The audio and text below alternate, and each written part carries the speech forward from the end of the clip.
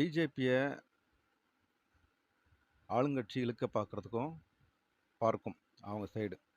ஏன்னா, இன்னைக்கு குற்றச்சாட்டு எல்லாமே ஆளுங்கட்சியோடைய காவல்துறை மேல. ஸோ, அவங்க காவல்துறை வந்து ஆளுங்கட்சிக்கு கீழ தான் வேலை செய்யுது. அதேபோல ஆளுங்கட்சியோட அனுமதி இல்லாம காவல்துறை வந்து கரூர்ல அப்படி ஒரு சம்பவத்த நடக்கிறதுக்கு அனுமதிச்சிருக்காது. ஏன்னா, காவல்துறை வந்து சரியான இடமும்,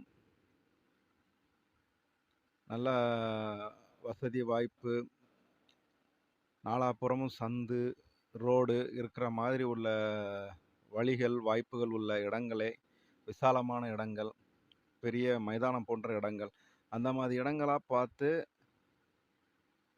உளவுத்துறையுடைய அட்வைஸ் கேட்டு எத்தனை பேர் வருவாங்க, எவ்வளோ மக்கள் வருவாங்க, எத்தனை லட்சம் மக்கள் கூடுவாங்க.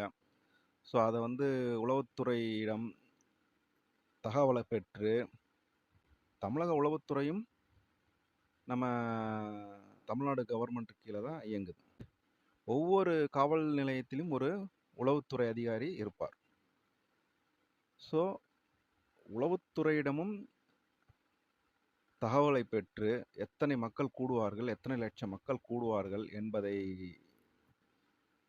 உளவுத்துறையிடம் பெற்று அவர்கள் அதுக்கேற்ற மாதிரி ஒரு இடத்தை தேர்வு செய்து விஜயோடைய பொதுக்கூட்டத்துக்கு கொடுத்துருக்கணும்.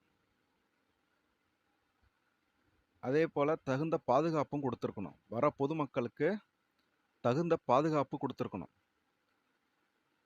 அதே போல இடங்கள் வந்து கால்வாய்கள் எல்லாம் மூடி இருக்கா, பள்ளம் மேடு இல்லாம இருக்கா, பள்ளங்கள் எல்லாம் மூடப்பட்டிருக்கா, எங்கெங்கெல்லாம் ஓப்பன்ல கால்வாய் இருக்கோ அதெல்லாம் மூடி இருக்காங்களா, எல்லாத்தையும் வந்து அந்தந்த